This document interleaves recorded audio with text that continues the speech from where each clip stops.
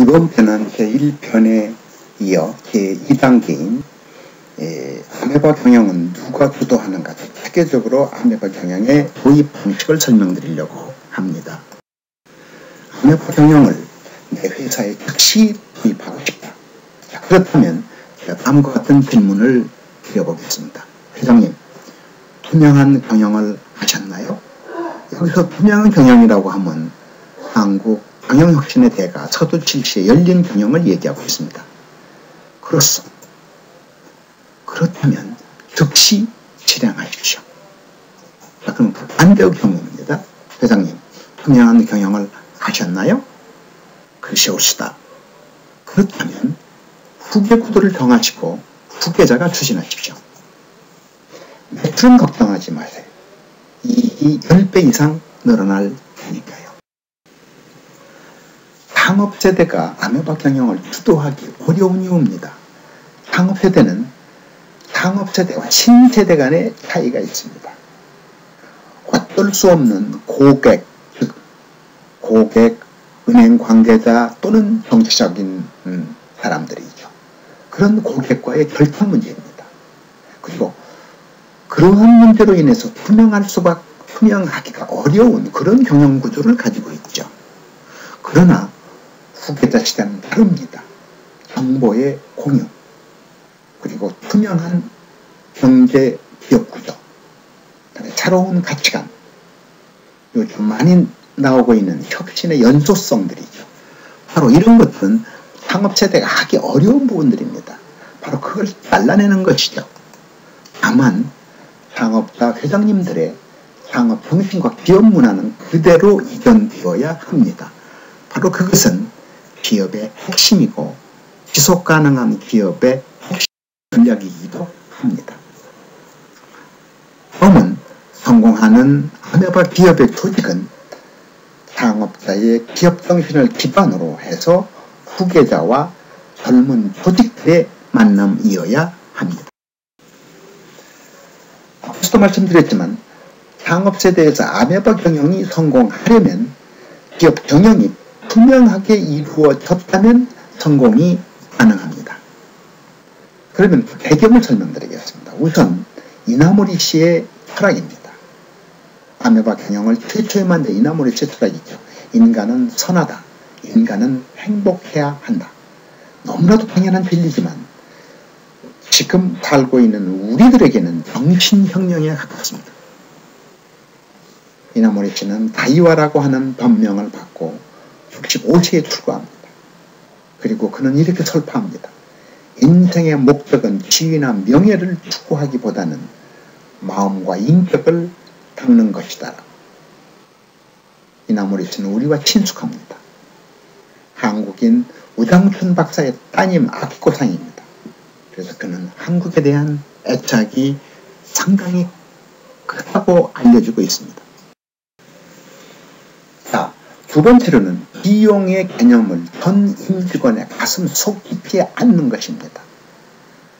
최근 삼성전자의 예를 들어보겠습니다. 삼성전자는 글로벌 기업입니다. 삼성전자는 올해 1분기 매출액이 전년 대비 11%가 감소했지만 영업이익은 1.1%가 늘어서 8조 4천억 원을 달성했습니다. 이것은 견인차는 비용 절감이었습니다. 물론 안정적인 반도체 시황도 뒷받침을 해주었지만 가장 중요한 비용 절감이었습니다. 아메바 경영의 핵심은 기본적으로 매출 성장은 쉽지 않다. 매출을 일으키는 방법은 원가 전략에서 문제가 있다는 것이죠. 원가 전략을 해결해야 된다는 것이죠. 원가라고 하면 비용 절감만이 경쟁력 및 지속가능 기업의 핵심 전략이다. 이렇게 얘기하는 거죠.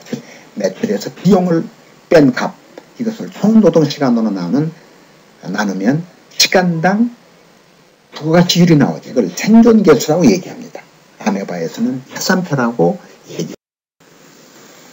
그러면 아메바 경영을 하게 되면 이익의 변동폭이, 이익률의 변동폭이 매우 크다는 사실이죠.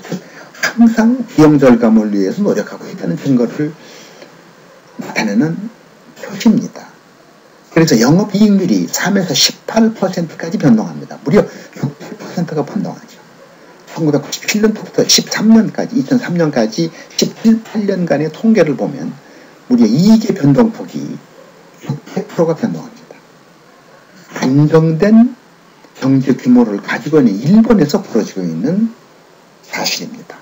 그러면 어떨까요? 한국은 영업이익률의 변동폭이 작습니다. 이건 전통기업의 재무구조인데요. 11%, 22%까지 200%가 변동합니다. 이것은 바로 연초에 책정된 예산, 비용을 무조건 쓴다는 그런 생각에서 출발하고 있는 것이죠.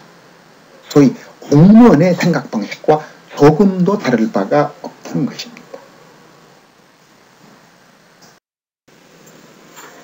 자, 그래서 아메바 경영을 도입하면 2년 만에 어떤 일이 벌어질까? 이것은 앞서도 숫자 설명을 드렸습니다. 아메바 경영의 원점은 이겁니다. 이익이 없으면 회사가 아니다로 시작하는 것이죠. 그러니까 부품업체인 시스텍이 1994년도에 아메바 경영을 도입했습니다. 2년 만에 매출을 무려 1.7배 정도 늘어났지만 이익은 17배가 늘어났고 중소기업의 가장 문제인 인재 문제 동시에 해결했죠. 바로 이익이 17배라는 사실, 이게 아메바 경영의 핵심입니다. 아메바 경영이 성착된 결과는 모든 임직원들은 상하 소통할 되었다. 전원 참가부터 주인의식이 싹트게 되었다. 이익을 내야 된다는 의식이 매우 높아졌다. 회사 구석구석까지 바라볼 수 있다. 회사가 좀 커지면 이런 일이 벌어지죠. 사장님의 의사결정, 지시, 명령 되었다. 아메바 경영이 과연 한국에 도입이 가능한지에 대한 문제입니다. 왜냐하면 아메바 경영은 일본식 경영 방식이기 때문입니다. 우리나라의 기업의 역사입니다. 일제강점기를 거쳐서 1945년에 독립했죠. 미군정 6.25. 그리고 이승만 정권이 들어섰고 다음에 박정희 군사정권, 쭉 군사정권이 연속되다가 다음에 민정으로 넘어옵니다. 박정희 시절에 1965년 한일협정이 이루어집니다. 이때 일본으로부터 보상 및 장기 결의 자금으로 6억 달러의 자금이 들어오게 됩니다. 이것이 한국 기업 역사의 시드머니가 됩니다. 그러나 일제강점기에 한국 기업들은 일본식 기업의 모델들이 한국에 깊게 뿌리내리게 됩니다. 그런데 일본은 1980년 즉 프라다 협정에 의해서 인구 현상이 벌어지죠. 경제가 워낙 좋아지니까 이제 선진국의 압력에 의해서 인구 현상이 벌어집니다. 그래서 그때부터 잃어버린 20년이 됩니다. 그리고 그 중에 바로 미국의 혁신 모델이 세계를 주도합니다. 대표적인 인물은 스티브 잡스 같은 인물이 등장하죠. 그러나 한국 기업 문화는 일본 기업 문화의 뿌리에 깊게 영향을 받고 있다는 사실입니다. 즉, 아메바 경영은 한국 기업의 도입이 가능하다는 동양적 경영 구조를 가지고 있다는 사실입니다. 이제 다음 단계는 다음 주부터서는 두 번째로 단계별 추진 방법을 설명드리도록 하겠습니다. 고맙습니다.